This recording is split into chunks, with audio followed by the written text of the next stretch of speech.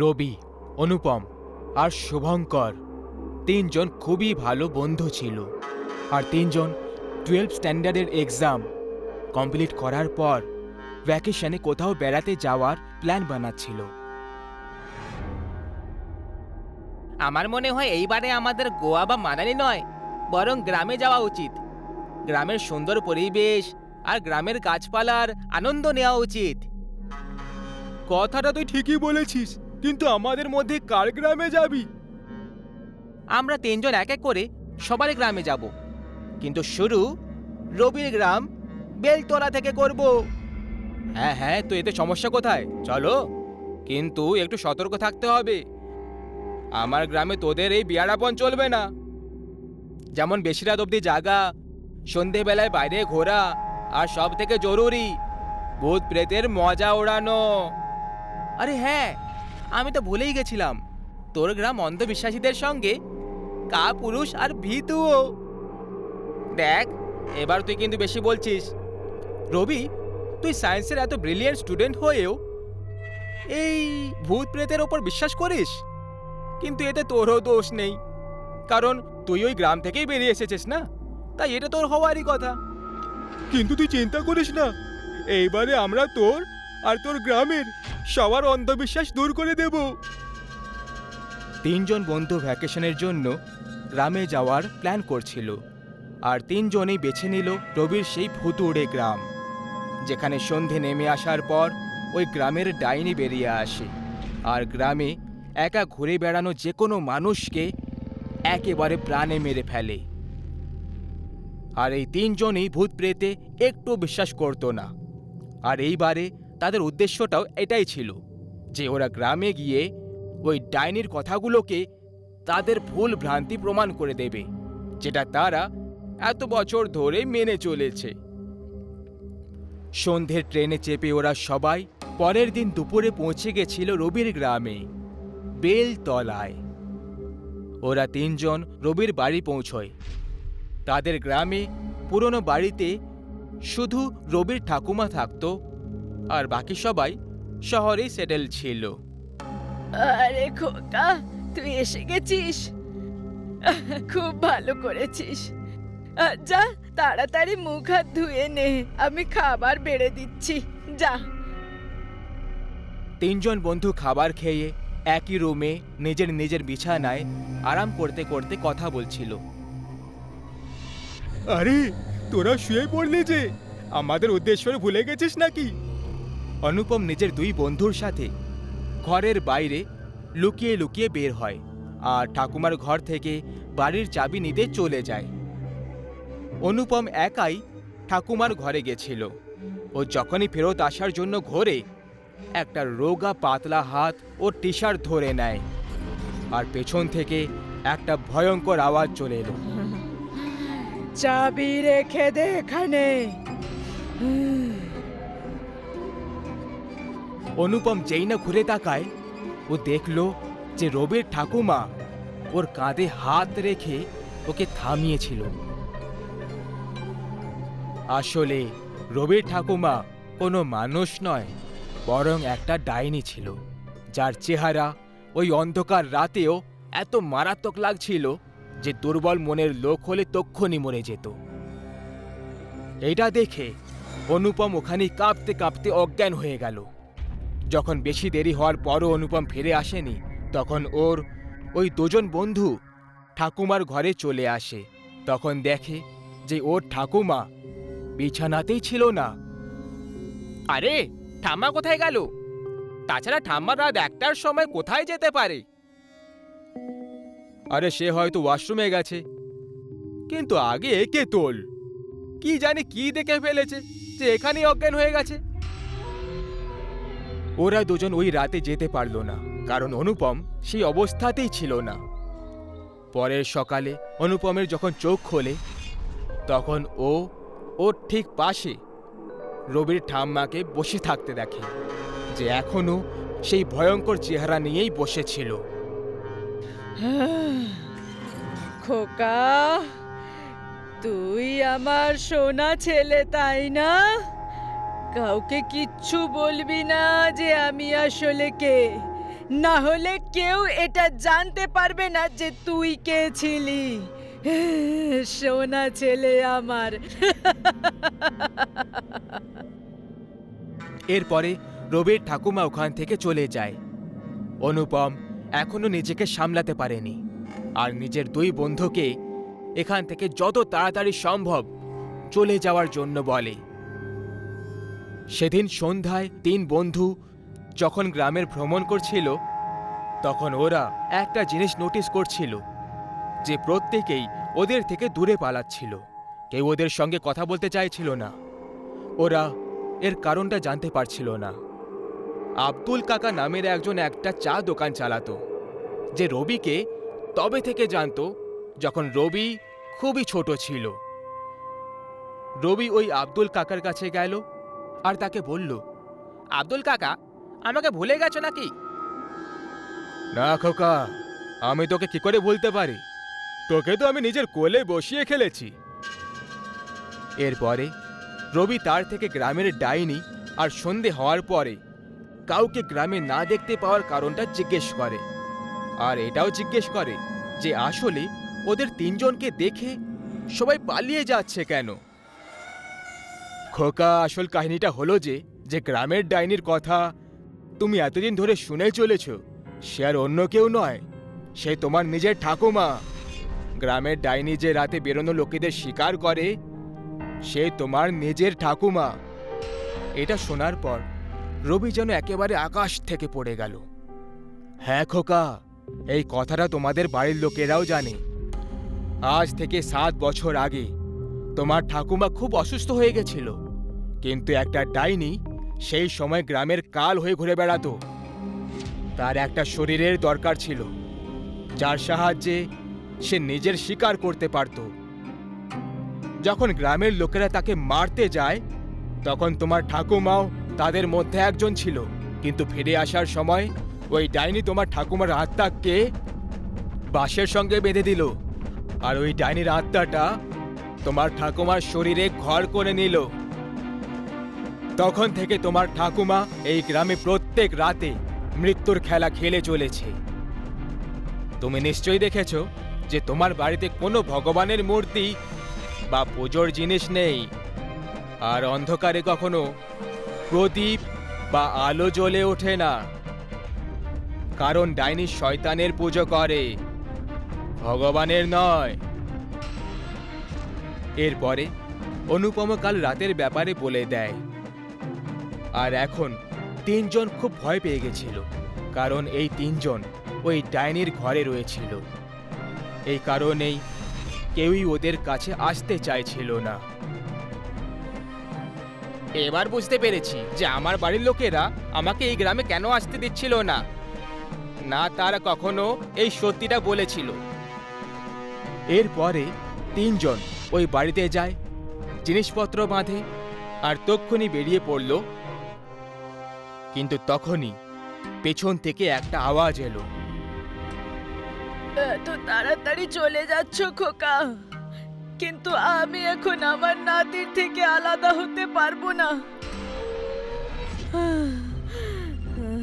আমার মায়া খেলার কারণেই তো আমি ওকে নিজের কাছে ডেকেছিলাম।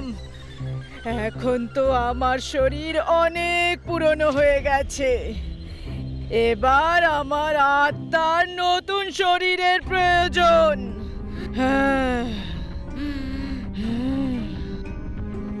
এইটুকু বলেই রবির বাড়িতে ওই ঘর করা ডাইনির আত্মাটা রবির শরীরে প্রবেশ করে যায়।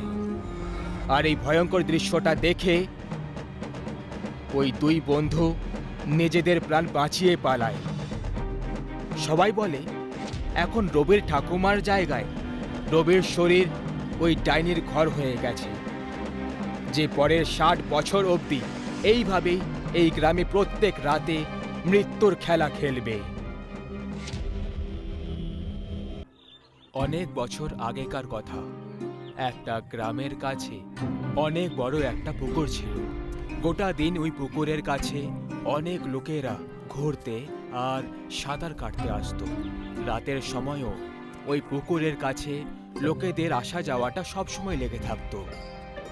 এইভাবেই পূর্ণিমার এক রাতে চাঁদের আলো পুকুরের জলে চমকাচ্ছিল, তখন পুকুরের কাছে অনেক লোক উপস্থিত ছিল। তাদের মধ্যে তনু আর মণি পুকুরের ধারে গল্প করতে করতে ঘুরে যাচ্ছিল। কথা বলতে বলতে তনুর পা পিছলে যায়। তনু পুকুরে পড়ে যায়। ও সাঁতার কাটতে জানতো না। মণি সাহায্যের জন্য চিৎকার করতে লাগলো। বাঁচাও, বাঁচাও, ওকে কেউ, শোনো, ওকে কেউ বাঁচাও, সাঁতার কাটতে জানে না। তনু আর মনির আওয়াজ শুনে ওখানের সব লোকেরা পুকুরের কাছে এসে জমা হয়ে যায়। কিন্তু রাতের সময় হওয়ার কারণে সবাই জলে নামতে ভয় পাচ্ছিল। তনু ডুবতে লেগেছিল। সবাই শুধু দেখেই যাচ্ছিল। তনু জল থেকে রেগে বলতে লাগলো, আজকে আমাকে বাঁচানোর জন্য কেউ এলে না। ঠিক আছে, কিন্তু একটা কথা মনে রেখো, মরে যাওয়ার পর যার যার ছায়া এই পুকুরের জলে পড়বে তাদের সবাইকে এই জলে প্রাণ হারাতে হবে। তনু জোরে জোরে চিৎকার করতে শুরু করলো, আর ওর আশেপাশে জলের একটা ঘূর্ণিঝড় তৈরি হতে লাগলো। সবাই ভয় পেয়ে পেছনে সরতে লাগলো। ওই জলের গতি তনুকে ভেতরে টেনে নিল, আর জল শান্ত হয়ে গেল। সবাই কি হয়েছে এটা জানার জন্য আস্তে আস্তে পুকুরের দিকে এগিয়ে যাচ্ছিল। আর তক্ষুনি পুকুর থেকে চিৎকারের আওয়াজ এলো, মনে রেখো, ছায়া। সবাই ভয় পেয়ে গ্রামে পালিয়ে যায়। আর সেই রাত থেকে পুকুরের কাছে লোকেরা আসা যাওয়া বন্ধ করে দিল। তারপর পুকুরের সব শোভা হারিয়ে গেল, আর ওটা একটা ভুতুড়ে জায়গা হয়ে গেল। ওই পুকুরের কিছু দূরে গ্রামে যাওয়ার একটা কাঁচা রাস্তা ছিল। সবাই ওখান থেকেও যাতায়াত করতে ভয় পেতে লাগলো। এক রাতে মহেশ আর আবির বাইক থেকে গ্রামের দিকে যাচ্ছিল। মহেশ বাইক চালাচ্ছিল, কিন্তু যেতে যেতে ও পুকুরের রাস্তায় এসে থেমে যায়। ও যে জায়গাটায় থামলো ওখান থেকে দুটো রাস্তা গ্রামের দিকে চলে যায়। আরে ভাই, থেমে গেলি কেন? চল পুকুরের রাস্তা দিয়ে। আরে ভাই, মরতে চাস নাকি? তুই জানিস না পুকুরে কি হয়েছিল? আরে কত মাস পেরিয়ে গেছে ওসব হয়ে, কিছু হয়নি এখনো অবধি গ্রামে। আর এমনি তো এটা শর্টকাট, আমাকে তাড়াতাড়ি ঘরে যেতে হবে ভাই। আরে যদি কিছু হয়ে যায় তখন? আরে কিছু হবে না আমাদের, তুই চল, ভয় পাস না, চল চল তাড়াতাড়ি চল। মহেশের ইচ্ছে না থাকা সত্ত্বেও পুকুরের রাস্তা দিয়ে ওই বাইকটা ঘোরালো। মহেশ আর আবির দুজনেই পুকুরের রাস্তা দিয়ে বাইকে চেপে যাচ্ছিল। যখনই পুকুর দেখতে পাওয়া গেল, মহেশ বারবার পুকুরের দিকে দেখে যাচ্ছিল, আর এই কারণে বাইক ঠিক করে চলছিল না। আবিরের ধ্যান মহেশের দিকে গেল। আরে কি করছিস? সামনে দেখে চালাবি তো। মহেশের জ্ঞান ফিরে যায় আর সোজা দেখতে লাগলো। সেই সময় পুকুরের কাছের জঙ্গল থেকে কিছু আওয়াজ শোনা গেল। দুজনে পুকুরের দিকে দেখলো। পুকুরের ওপরে ওরা এক ডাইনির ছায়া দেখতে পেল। দুজনে খুব ভয় পেয়ে গেল। মহেশও খুব ভয় পেয়ে যায় আর বাইক তাড়াতাড়ি চালাতে শুরু করলো। আর ও বারবার ওই ছায়াটার দিকে দেখে যাচ্ছিল। গতি আর মহেশের অন্যমনস্ক হওয়ার কারণে বাইকের সন্তুলন খারাপ হয়ে যায় আর ওরা পড়ে যায়, আর পুকুরে পড়তে পড়তে বেঁচে যায়। দুজনেই পুকুরের ধারে এসে থেমে যায়, আর ওদের ছায়া জলের ওপর পড়ে যায়। পুকুরে নড়চড় শুরু হয়ে গেল। দুজনে পুকুরে দেখলো, তখন ওরা নিজেদের ছায়ার সাথে সাথে একটা ডাইনির ছায়াও দেখতে পাচ্ছিল। দুজনে ভয় পেয়ে পালানোর জন্য উঠে দাঁড়ায়, কিন্তু ওদের ছায়া ওখানেই পুকুরে জমে গেছিল। দুজনেই প্রাণ বাঁচানোর জন্য দৌড়তে লাগলো। পুকুর থেকে ভয়ঙ্কর আওয়াজ আসতে লাগলো আর জলের ঘূর্ণি তৈরি হতে লাগলো। দুজনে দৌড়তে দৌড়তে থেমে যায় আর পেছনে মুড়ে দেখতে লাগে। একটা ডাইনির ছায়া জলের ঘূর্ণিতে দাঁড়িয়ে দুটো হাতে করে আবির আর মহেশের ছায়া ধরে রেখেছিল। ওই ছায়া জোরে জোরে হেসে যাচ্ছিল। ও যখনই হাতে ধরলো ওটা, দুটো ছায়া জলে ফেলে দিল। আর ঠিক সেই সময় আবির আর মহেশ হাওয়ায় উড়ে আর নিচে জলে এসে পড়ে যায়। দুজনে চিৎকার করতে লাগলো। আমি বলেছিলাম না, যদি কারো ছায়া এই জলে পড়ে তাহলে তাকে নিজের প্রাণ দিতে হবে। এবার তোমরা দুজন তৈরি হয়ে যাও নিজেদের প্রাণ দেওয়ার জন্য। আবির ভয় পেয়ে সাহস জুটিয়ে বলল, আমরা ভালো করে সাঁতার কাটতে জানি, তুমি আমাদেরকে ডুবাতে পারবে না, বুঝলে? তোমাকে কে বলেছে যে তোমাদের পুরো শরীর জলে ডুববে?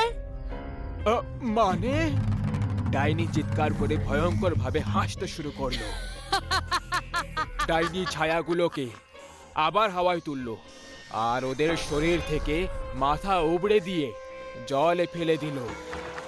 তার সাথেই আবির আর মহেশের মাথাটাও জলে এসে পড়ে যায়। মাথার পরে ও দুটো হাত আর দুটো পা উবড়ে দিয়ে জলে ফেলে দেয়। পুকুরের জল ওদের রক্তে লাল হয়ে গেছিল। দুজনের শরীরের টুকরো ওই রক্তের জলে ভাসতে লাগলো। আস্তে আস্তে চিৎকারের আওয়াজ শান্ত হয়ে গেল আর ওই ডাইনির ছায়া জলের সব রক্ত আর শরীরের টুকরো নিজের দিকে টানতে লাগলো। ঘূর্ণিঝড় শান্ত হওয়ার পরে ডাইনির ছায়া হাসতে হাসতে পুকুরের জলে উধাও হয়ে গেল আর জল আগের মতো পরিষ্কার আর শান্ত হয়ে গেল। পুকুরের কিছুটা দূরে ওদের বাইকটা পড়ে রয়েছিল, যার উপরে একটা কাক একদম চুপচাপ বসেছিল।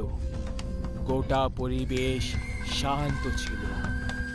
হঠাৎ করে পুকুর থেকে ডাইনির ছায়ার দুটো হাত বেরোলো আর ওই বাইকটাকে হাওয়ায় তুলে নিল আর গ্রামের দিকে ছুঁড়ে দিল।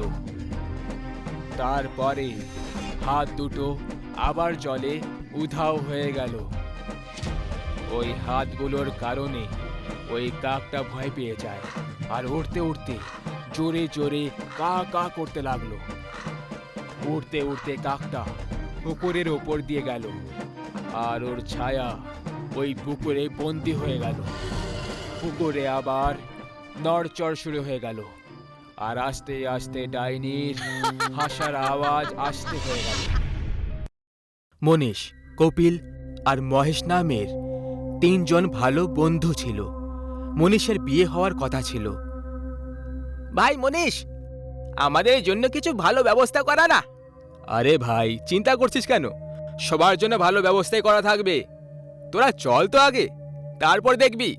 চল, ভালোই হলো, আমি আর কপিল দুজনে একসঙ্গে চলে আসব। কপিল নিজের বাড়িতে এসে মাকে এই কথাটা বলে দেয়। ওই রাস্তাটা তো কবরস্থানের কাছে। আমি শুনেছি ওটা নাকি খুব বিপজ্জনক রাস্তা। আরে মা, তুমি এত চিন্তা করছো কেন? আমি ওখানে একা যাচ্ছি না, আমার সাথে মহেশও যাবে আর আমরা কারে করে যাব, তাই কিছুই হবে না। কিছুদিন পরে দুজনে তাদের শহর থেকে দূরে অন্য শহরে বিয়ে অ্যাটেন্ড করার জন্য বেরিয়ে পড়ল। মহেশ ভাই, আজ তো মনীষের বিয়েতে জমিয়ে নাচ করব, খাবো, মদ খাবো আর অনেক মজা করব। হ্যাঁ, এমনিতেও মনীষ কিন্তু খুব কিপটে, কখনো আমাদের কিছু জল খাবার খাওয়াতো না। ওর বিয়েতে সব হিসেব সমান সমান করা হয়ে যাবে। একদম ঠিক বলেছিস ভাই। এমনিতে জানিস, আমার মা বলছিল এই রাস্তা নাকি খুব বিপজ্জনক। কি? সত্যি? আরে না, এখানে আমরা ঘর বসাতে এসেছি নাকি? চুপচাপ এখান থেকে কেটে পড়বো। দুজনে এগিয়ে চলেছিল, তখনই হঠাৎ গাড়িটা থেমে গেল। আরে ভাই, এখন গাড়িটার কি হয়ে গেল? কি জানি, চল নেমে দেখি কি হয়েছে। দুজনে গাড়ি থেকে নেমে গাড়িটার দিকে দেখতে লাগে। আমি একটা কাজ করি, আমি গাড়ি চালানোর চেষ্টা করি, তুই ধাক্কা মার। দুজনে গাড়ি চালানোর অনেক চেষ্টা করে, কিন্তু গাড়িটা কিছুতেই চলল না। মনে হচ্ছে না এই গাড়িটা আর আগে এগোবে, কোনো মেকানিককে ডেকে আনতে হবে। এখন এত রাত্রে মেকানিককে কোথায় পাবো? এমনিতেও এই জায়গাটা আমাদের জন্য একেবারে নতুন, এখানের ব্যাপারে আমরা কিছুই জানি না। তুই গাড়ির কাছে দাঁড়া, আমি একটু আগে গিয়ে দেখে আসছি, যদি কোনো মেকানিক পেয়ে যাই। ঠিক আছে, কিন্তু তাড়াতাড়ি আসবি। কিছুক্ষণ পর কপিল গাড়ির সামনে চলে আসে। আরে কপিল, কি হলো? কোনো মেকানিককে পেলি? মেকানিক? আরে না না, কোনো মেকানিককে পেলাম না। তাহলে এখন আমরা কি করব? হ্যাঁ, একটা কাজ করা যাবে, কারোর থেকে লিফট চেয়ে নিই আর বিয়ে বাড়ি চলে যাই, পরে গাড়ি ডাকিয়ে নেওয়া হবে। চল, এটাও ভালো বলেছিস। দুজন বন্ধু লিফট চাইতে লাগলো, কিন্তু কেউই লিফট দিল না। তখনই মহেশ কিছু অদ্ভুত আওয়াজ শুনতে পেয়ে গেল। ভাই কপিল, তুই কিছু অদ্ভুত আওয়াজ শুনতে পেলি? না তো, আমি তো কিছু শুনতে পাচ্ছি না। আর তুই একদম চুপ থাক, ভয় কেন পাচ্ছিস? তখনই মহেশের নজর একটা বোর্ডের ওপর পড়ে যায়, যেটা খুব চমকাচ্ছিল। কপিল, ওই দেখ। কি? সামনে দেখ, ওপরে কবরস্থান লেখা আছে। এর মানে আমরা কবরস্থানের কাছে আছি। তো কি হয়েছে? তুই চুপচাপ কেন থাকতে পারিস না? আমরা কবরস্থানে যাচ্ছি না, আমরা লিফটের অপেক্ষা করছি। তুই এখানে চুপচাপ দাঁড়িয়ে থাক আর লিফট চাইতে থাক, অযথা ভয় দেখাস না। কিছুক্ষণ পর অনেক জোরে জোরে অদ্ভুত রকমের আওয়াজ আসতে শুরু হয়ে গেল। ভাই কপিল, তুই এখনো কোনো অদ্ভুত অদ্ভুত আওয়াজ শুনতে পাচ্ছিস না? হ্যাঁ ভাই, এখন তো আমিও অদ্ভুত রকমের আওয়াজ শুনতে পাচ্ছি। মহেশ, চল আমরা এখান থেকে কোথাও দূরে চলে যাই। হ্যাঁ ঠিক আছে, চল। দুজনে ওখান থেকে দৌড়তে শুরু করে। তখনই রাস্তায় ওরা একজন বুড়ো বাবাকে দেখতে পেয়ে গেল। কি হয়েছে বাচ্চারা, কেন দৌড়ে চলেছ? বাবা, এখন আমরা আপনার সঙ্গে কথা বলতে পারবো না, আমাদের ক্ষমা করবেন। বাচ্চারা, এটা কিন্তু খুব মারাত্মক জায়গা, এখানে তোমরা সবাই সুরক্ষিত নও। আমি তোমাদেরকে একটা রাস্তা বলে দিচ্ছি, সেই রাস্তা দিয়ে যেও, সেখানে তোমরা একদম সুরক্ষিত থাকবে। ঠিক আছে ঠিক আছে, বলুন, তাড়াতাড়ি বলুন। বাবা কপিল আর মহেশকে রাস্তা বলে দিলেন। ওরা দুজন আগে এগোতে লাগলো। কপিল, বাবা এখান থেকে ডান দিকে মুড়তে বলেছিল, চল যাই তাহলে। দুজনে ডান দিকে মুড়ে যায় আর এগিয়ে যেতে থাকে। তখনই দেখে ওরা দুজন আবার কবরস্থানের ভেতরে পৌঁছে গেছে। এটা কি হয়ে গেল? বাবা তো বলেছিল এই রাস্তা একদম সুরক্ষিত, কিন্তু সে তো আমাদেরকেই কবরস্থানে পৌঁছে দিল। যখনই দুজনে পালাতে লাগলো, চারিদিক দিয়ে ঘেরাবন্দি শুরু হয়ে গেল আর দুজনে আর পালাতে পারল না। মনে হচ্ছে আমরা খুব বড়ভাবে ফেসে গেছি। বাঁচাও, বাঁচাও, কেউ আমাদের বাঁচাও! মহেশ খুব চিৎকার করে, কিন্তু কেউই ওখানে ওদের বাঁচাতে এলো না। কবরস্থান থেকে আজব আজব রকমের আওয়াজ আসতে শুরু হয়। কপিল, কোনো উপায় নেই যেখান থেকে আমরা এই জায়গা থেকে বেরোতে পারবো? জানি না, আমি তো কিছুই বুঝতে পারছি না। তখনই হঠাৎ ওখানে সেই বুড়ো বাবাটা এসে যায়, যে বাবা ওদের দুজনকে রাস্তা বলেছিল। বেচারা বাচ্চারা, এসে গেলে আমার কথা শুনে। মনে হচ্ছে তোমরা দুজন এখান থেকে পালাতে চাইছো কি, তাই না? আমরা এখান থেকে যেতে চাই, আমরা তোমাকে ছাড়বো না। আগে নিজেকে তো বাঁচিয়ে নাও, তারপর আমার ক্ষতি করে নিও। আরো কয়েকজন লোক ওই বাবার কথায় এসে এই কবরস্থানে এসে কপিল আর মহেশের সঙ্গে ভেসে যায়। এখান থেকে বেরোনোর জন্য আমাদের কিছু না কিছু একটা তো করতেই হবে। সবাই অনেক চেষ্টা করে, কিন্তু কেউই ওখান থেকে বেরোতে পারলো না। ওই বুড়ো বাবা খুব বেশি রেগে যায় আর কপিলকে ধরে ফেলে। এবার তো এ গেল। না, আমার বন্ধু কপিলকে কিছু করবে না। মহেশ বুড়ো বাবার দিকে একটা পাথর ছুঁড়ে দেয়। তার হাত থেকে কপিল ছাড়া পেয়ে যায়। তাড়াতাড়ি চল এখান থেকে, আমরা পালিয়ে যাই, চল। এখন কিছুক্ষণ অবধি সামলাতে পারবে না। কপিল মহেশের কাছে এলো না। কি হলো কপিল, তুই যাচ্ছিস না কেন? তখনই কপিল এক ভয়ঙ্কর ভূতের রূপ ধারণ করে নেয়। কপিল, কে কপিল? আমি এই কবরস্থানের ভূত। তোর বন্ধু কপিল, ও তো কবেই আমার শিকার হয়ে গেছে। আমি ওর শরীরে এতক্ষণ ঘুরে বেড়াচ্ছিলাম যাতে আমি তোদের সবাইকে আমার শিকার বানাতে পারি। ভূত ওই বুড়ো বাবাকে ধরে ফেলে আর এক ঝটকাতে গলা টিপে তাকে শেষ করে ফেলে। কবরস্থানের ভূতের কথা শুনে মহেশ অবাক হয়ে রয়ে যায়। তাহলে কি এতক্ষণ আমি ভূতের সঙ্গে ঘুরে যাচ্ছিলাম? হ্যাঁ, আমি এই কবরস্থানের ভূত। যখনই তোদের ওই গাড়িটা খারাপ হয়েছিল, কপিল কিছুক্ষণের জন্য মেকানিককে খুঁজতে গেছিল। সেই সময়ে আমি ওকে শেষ করে দিয়েছি, আর তখন থেকে আমি তোর সঙ্গে ছিলাম। তোকে এখান অবধি আনার জন্য ওই বুড়োটাও আমারই পাঠানো লোক ছিল। আমি ওকে নিজের অধীনে করে নিয়েছিলাম। বাঁচাও, বাঁচাও, কেউ আমাদেরকে বাঁচাও। কবরস্থানের ভূত আগে এগিয়ে আসে আর মহেশের সাথে সাথে বাকি সব লোকেদেরকে নিজের সঙ্গে তুলে নিয়ে চলে যায় আর সবাইকে নিজের শিকার বানিয়ে ফেলে। বন্ধুর বিয়ে অ্যাটেন্ড করতে এসেছিল মহেশ, আর কপিল কবরস্থানের ভূতের শিকার হয়ে রয়ে যায়। রুদ্র একটা 25 বছরের ছেলে, যে মুম্বাইতে গ্রাম থেকে পড়ার জন্য এসেছিল।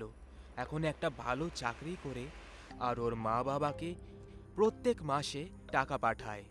এক রাতে রুদ্র নিজের জব থেকে বেরিয়ে বাইকে চেপে ঘরে যাচ্ছিল, আর মাঝখানে একটা বিড়াল চলে এলো রাস্তার ওপরে। রুদ্র ওই বিড়ালটাকে দেখে অবাক হয়ে গেল, আর ও বাইকটাকে সামলাতে পারলো না, আর বাইক স্কিড হয়ে গেল। রুদ্রের বাইকে একটু দাগ পড়ে গেল, কিন্তু ও দেখলো যে ওর হাতের ঘড়িটাও ভেঙে গেছে। রুদ্র ঘড়ি পরতে খুব পছন্দ করত, আর ও ওই ঘড়িটা খুব কষ্ট করে নিজের প্রথম স্যালারি দিয়ে কিনে এনেছিল। সেই জন্য ওই ঘড়িটার দাম রুদ্রের জন্য অনেক ছিল। ওই ভাঙা ঘড়িটার দিকে দেখে রুদ্র হতাশ হয়ে গেল। আরে ইয়ার, প্রথমবার কিছু আমি নিজের টাকায় কিনেছিলাম, ওই বিড়ালটাকেও এখনই মাঝখানে আসার ছিল। বাইকে যেতে যেতে রুদ্র অন্ধের নগর বাস স্টপে একটা বুড়ি মহিলাকে ঘড়ি নিয়ে বসে থাকতে দেখল। তার কাছে অদ্ভুত রকমের ঘড়ি রাখা ছিল। রুদ্র নিজের বাইকটা থামিয়ে দেয় আর ঘড়ি ঠিক করার জন্য ওই বুড়ি মহিলার কাছে চলে যায়। আন্টিজি, আমার এই ঘড়িটা ঠিক করে দিতে পারবে প্লিজ? আরে আমি শুধু ঘড়ি বিক্রি করি, ঘড়ি তৈরি করি না।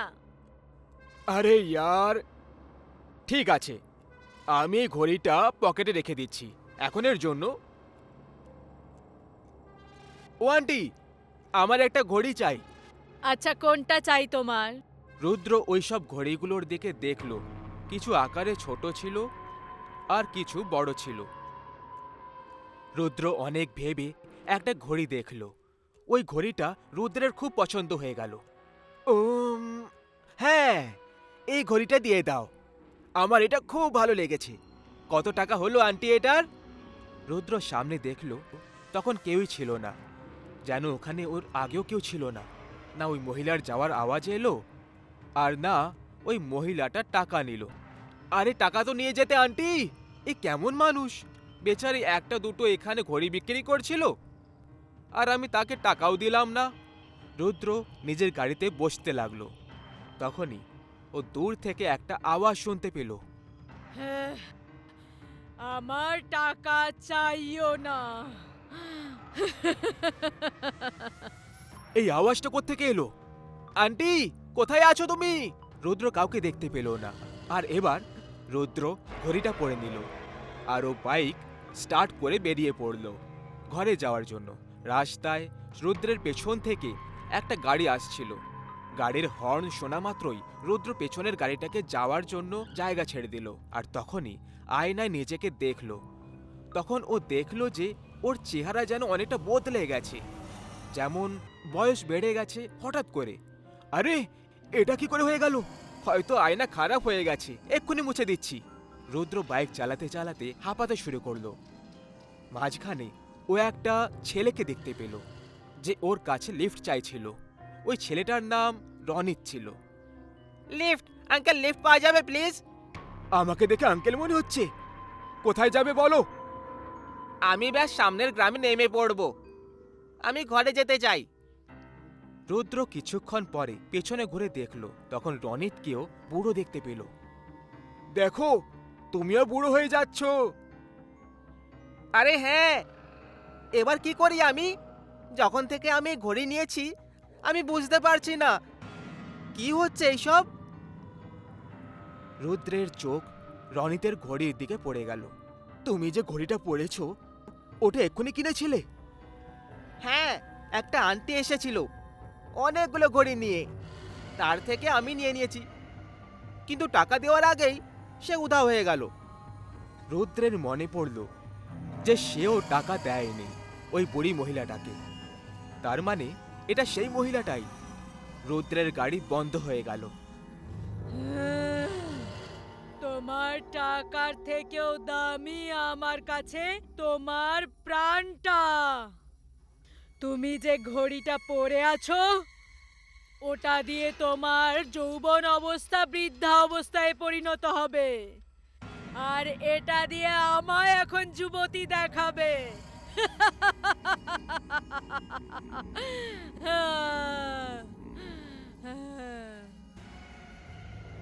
ওই বুড়ি মহিলা রুদ্র রনিতের সামনে চলে আসে। ডাইনি নিজের ঘোমটা সরিয়ে দিল আর জোরে জোরে হাসতে শুরু করলো। তুমি একটা ভূত! আমি বুঝে গেছিলাম যেন অদ্ভুত কিছু একটা হচ্ছে। আমি নিজের ঘড়িটা এক্ষুনি হাত থেকে খুলে ভেঙে দিচ্ছি, তারপর এই দেখো। রুদ্র ঘড়ি খুলতে লাগলো, কিন্তু ঘড়িটা খুলল না। রুদ্র দাঁত দিয়ে ঘড়ি খোলার চেষ্টা করতে লাগলো, কিন্তু ওর দাঁতও দুর্বল হয়ে গেছিল বয়স হয়ে যাওয়ার কারণে। রনিত দাঁত দিয়ে ঘড়ি খোলার চেষ্টা করতে লাগলো, কিন্তু রনিতের দাঁত শেষে ভেঙে গেল।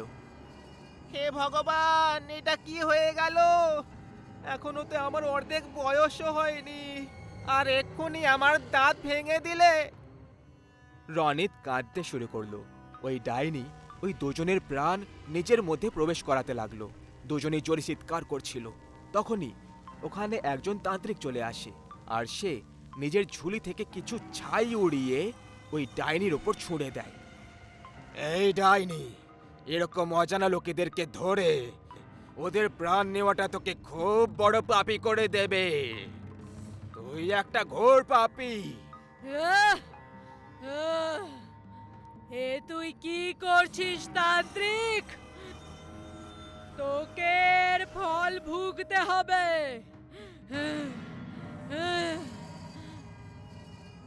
তান্ত্রিক ওই ডাইনিকে নিজের পাউডার দিয়ে তৈরি গোলাকার ঘেরাতে বন্দি করে দিল। ডাইনি চিৎকার করতে লাগলো। ও রুদ্র রনিতের প্রাণ নেওয়ার আগেই তান্ত্রিক ওকে বন্দি বানিয়ে দিল। ধন্যবাদ সাধু বাবা। হ্যাঁ, ধন্যবাদ সাধু বাবা। এই ডাইনি কোনো সাধারণ ডাইনি নয়। মানে ওই গ্রামের সব থেকে মহান ঘড়ি তৈরি করত তার স্ত্রী ছিল, যে 100 বছর আগে এখানে বসবাস করত। রানী তার স্বামী অমিতের সঙ্গে সুখে জীবন কাটাচ্ছিল, কিন্তু একদিন ওর স্বামী এমন একটা কল্পনা করলো যে সে তার ঘড়ি বানানোর কাজে নিজের পুরো জীবন সমর্পিত করে দিল। অমিত এমন একটা ঘড়ি তৈরি করতে চেয়েছিল যেটা বুড়ো লোকেদেরকে যুবক করে দেবে আর যুবকদেরকে বুড়ো। একদিন অমিত তার বাড়ির বাইরে একটা লোককে দেখেছিল। ওই লোকটা আত্মহত্যা করতে যাচ্ছিল। অমিতের ঘরের বাইরে গাড়ি এলো খুব জোরে, আর ওই লোকটার উপর দিয়ে চালাতেই যাচ্ছিল। তখন অমিত চিল্লিয়ে উঠল, আরে ভাই, যদি তুমি আত্মহত্যা করতে চাও তাহলে ঘরে গিয়ে গলায় দড়ি দিয়ে দাও। বেঁচে থাকতে ভালো লাগছে না নাকি? আরে বাবু, আপনাকে আর কি বলি, বেতন ঠিক সময় তো পাই না, আর কাজ করতে যেতে হয়। এখন আমার বিয়ে ঠিক হয়েছে, আমি কি করে সুখে রাখবো আমার স্ত্রীকে?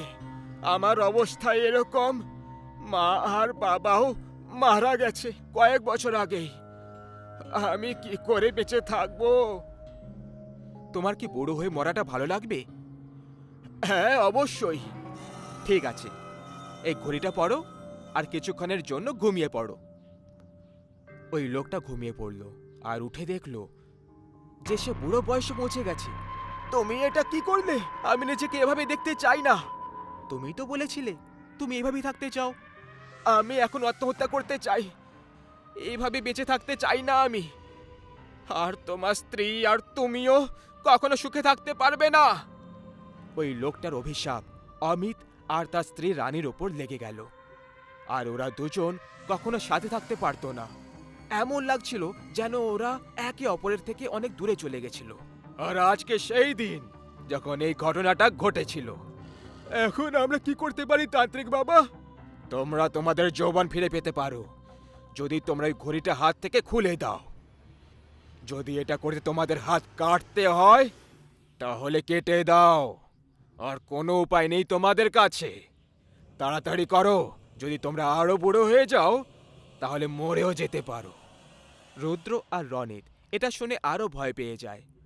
রুদ্র নিজের হাত কাটার জন্য রনিতকে বলে দিল।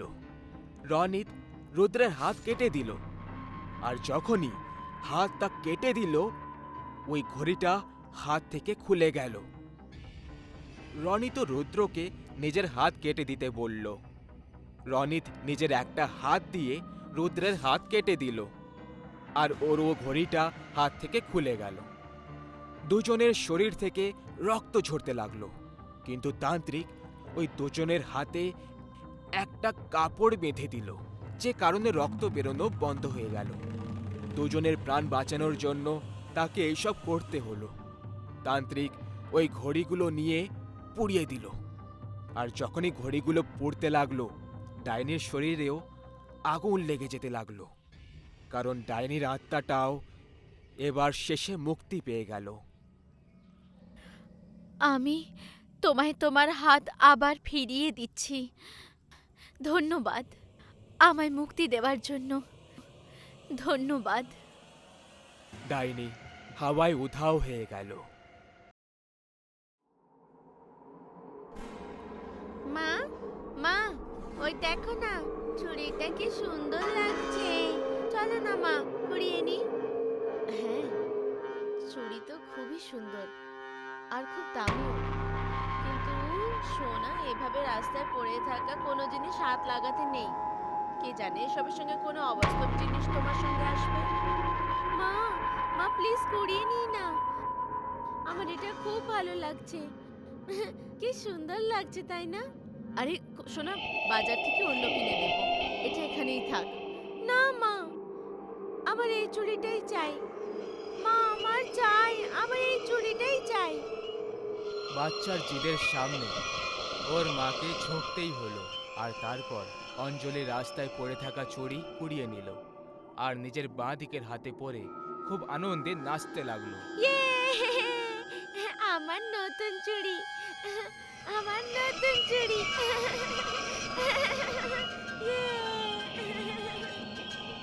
ঠিক সেই রাতেই অঞ্জলি নিজের ঘরে ঘুমোচ্ছিল, যখন ওর চুল নিজের থেকেই হাওয়াতে ঢেউ খেলতে লাগলো। ও নিজের ঘরে কারোর থাকার অনুভব হচ্ছিল, আর তখনই ওর এমন লাগলো যেন কেউ ওকে ঘরের বাইরের দিকে টেনে নিয়ে যাচ্ছে। এই অনুভব হওয়া মাত্রই অঞ্জলি তক্ষুনি ঘুম থেকে জেগে গেল আর কাঁদতে লাগলো। ওর ভয় লাগছিল, যে কারণে ও নিজের মা বাবার ঘরে গিয়ে তাদের সঙ্গে ঘুমিয়ে পড়ল। পরের দিন অঞ্জলি নিজের চুড়িটা ছমছম করে স্কুল থেকে বাড়ি ফিরছিল। এইবারে ও একদম একা ছিল। ও দৌড়তে দৌড়তে নিজের ঘরে যাচ্ছিল, আর তখনই কিছু দূর আগে ও ঠিক নিজের সামনে একটা চকলেট পড়ে থাকতে দেখে। অঞ্জলি ওই চকলেট দেখে খুব আকর্ষিত হয়ে গেল আর সেটা নেওয়ার জন্য সামনে এগোলো। কিন্তু যখন যখন ও আগে এগোলো, ওই চকলেট ওর থেকে দূরে চলে যাচ্ছিল।